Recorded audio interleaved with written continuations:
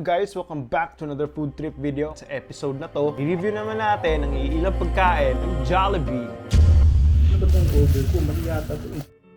Ewan ko kung kakayanin ba ng oras. Ang hirap na ito. Ayan, maghihintay na ako dito.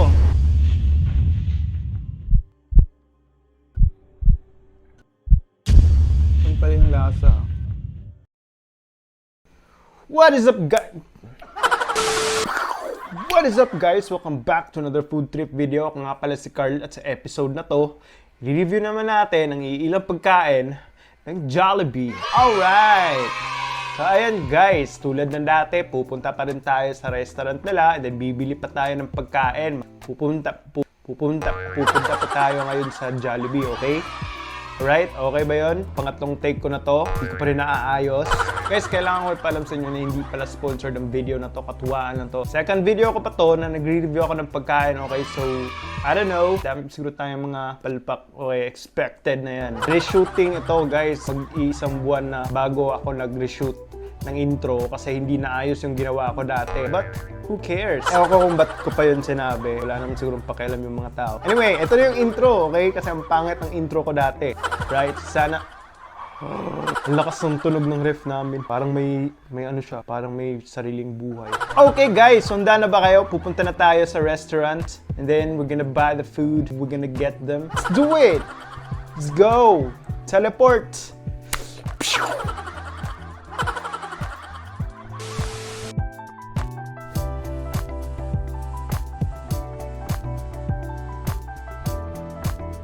Guys, nandito ako sa Quimpo Boulevard, crossing ng Sandawa St. Quimpo. Mag-o-order na tayo ng Jollibee. Mag-o-order ako ng kung ano-ano hindi ko pa natikman doon. Ayan, bibili na tayo.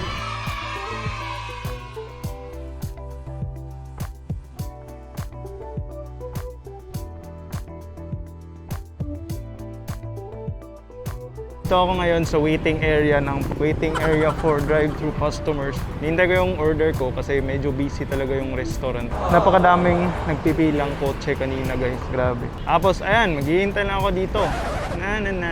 Guys, mag-aalas 5 and then ewan ko kung kakayanin ba ng oras kasi kailangan ko matapos like before 6, mga 5:30 tapos mag-shoot pa ako. OMG, ang hirap na ito. Lumulubog na talaga yung araw guys. Dapat siguro maaga akong pumunta dito. Kaya naman siguro. Shout out taga SIR. Pangalan mo? George. Gawa sa'yo sa YouTube po. Lumulubog na yung araw. Nakikita ko na yung buwan.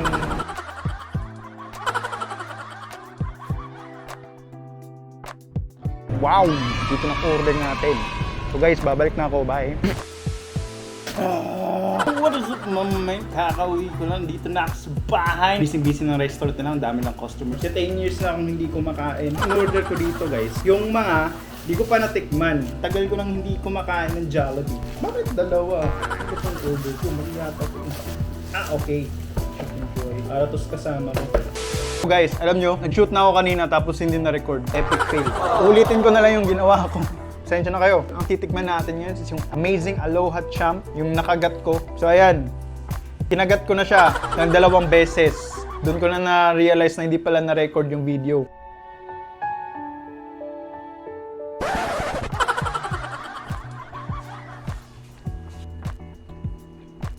Okay guys, tikman ko na. Hindi, dapat isa pa. Kasi naputol kanina eh, nakakainis guys. Daming problema ngayon. Babalikan ko tong video na to, okay? Gagawin ko to ulit siguro in the future. Alright, ayun. Tikman ko na. Okay. Jollibee. Jollibee, ang hirap mag-comment dito kasi gusto ko talaga yung Jollibee eh. Di ko magets bakit ayaw to ng mga foreigner. Alam mo, yung comment ng mga foreigner sa mga, mga burger ng Jollibee, parang crabby daw, parang hindi nila bet. Pero para sa akin, ang perfect na ng patty para sa akin, niya, ewan ko, parang may smoky aroma. Sarap talaga sa bunganga. Sarap sa feeling. Mako-comment ko lang siguro anong may improve dito. Kasi ganyan naman talaga yung trabaho natin, di ba? Naghahanap tayo ng problema. Dagdagan nila nung kamatis.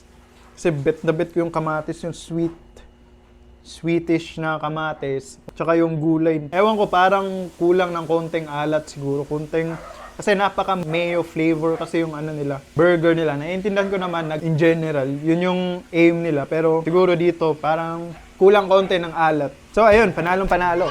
So, nakalimutan mo i-set aside, OMG. Okay? So guys, ito na yung honey beef fries. Kakagat na ako ngayon. Papakita ko muna, close up ko. Ayan, buti nga dun ko na nabantayan na hindi pala na-record kasi ang sarapan na ako eh, gusto ko nang ubusin. Parang may soy siya na amoy. Tapos andito yung ano niya, yung mga spices. Wow! Wow, ang dami. Ang dami neto, hindi ko yata ito mauubos. 3, 2, 1, go! Bot ng kutsara, parang mababalo ko.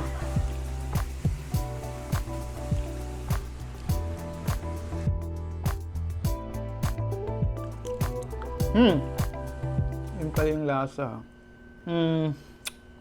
Yung smell, parang ano kasi, parang may pagkasoy. Sandali lang ha, hindi ako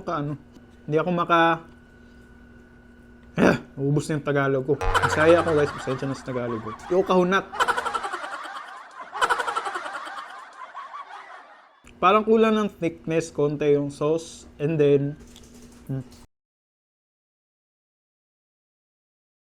ayan.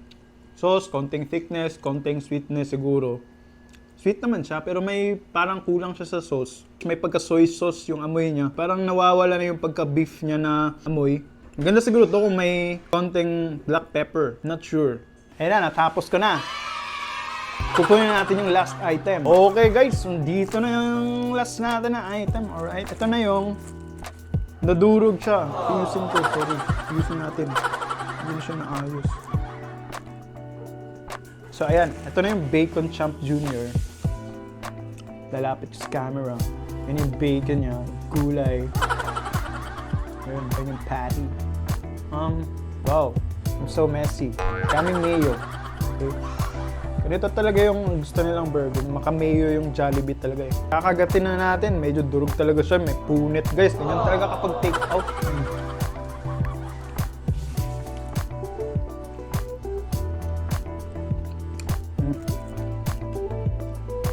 Okay guys, tikman ko na. Okay na yun. Sabugan ako. May pasabog siya na effect eh sa pineapple. Sarap nun, grabe. Yung in-order ko lang talaga kasi noon, yung ano lang, yung basic lang na burger, yung cheeseburger or yung basic lang na yam. Hindi ko naisip na mag-order ng ganito. So, dito medyo nabigla talaga ako. And then, comment ko lang, kulang konti ng bacon, tomato, tsaka mga gulay. Kung ako yung gagawa ng burger na ganito, dadagdagan ko yun. Yun lang yung mako-comment ko. Pareha sa medyo kulang ng kulang ng bacon, kulang ng konti ng gulay. Yung kabilang burger, kulang din konti ng gulay. Ayun guys, tikman na natin yung tatlo. Andito sila. Nakainin ko pa ngayon. Grabe, ang sarap. Okay, so bibigay ko sa Jollibee experience ko 4.2. Ayun na. Mabitawan ko na, hindi ko na pwede yung bawiin. Kapag nasabi ko na yung number, wala nang bawiin. Bigla talaga ako dito, napakasarap nito. So ayun guys, set aside na natin to. Guys, natapos na natin yung tatlo. Wow, napakasarap nun. Sana nag-enjoy kayo sa video. Sana nag-enjoy kayo sa video na to. Sana nag-enjoy kayo sa panonood sa akin sa pagkain ng pagkain. Paki-like, paki-comment, paki-subscribe. Ayan, dito na muna tayo magtatapos. See you on the next one. Hey, what is up guys? Welcome back. What is up guys? Welcome back to another video. Dito na naman tayo magre-review na naman tayo ng Munchkins. Guys, meron akong new look, tsaka new food, and new setup. Hindi naman new setup talaga. Like, binago ko lang yung positioning, yung inatas ko ng konti kasi makikita yung background, ang dumi. Okay ba ito sa inyo? Gusto nyo yan o ganyan? Itikman na natin tong test lang to guys, pasensya na kayo. Wala akong intensyon na ayusin to kasi test lang to. Kahanap ako ng magandang ano. Alright, okay. Taste na natin. Ito na yun.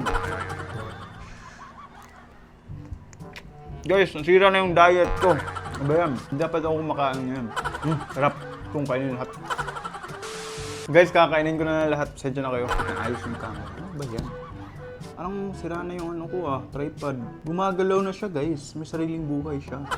Camera, work with me dude. Ano ka ba? And guys, ito. Let's go! Jump right to it boy. Naglalaway na yung bunga ko. What talaga? Grabe. Wala akong sinabi. Sabi, guys, wala na yung diet ko. Ito talaga dapat ito ginagawa. Stop it, boy! Stop it! No! I can't help it, man. Isang kagat ng dapat yung ginawa ko, yung iubos ko. Ayun, sarap. Ayos ako ngayon, ito ako Jollibee. Naubos ko talaga lahat, guys. Grabe. Ayan.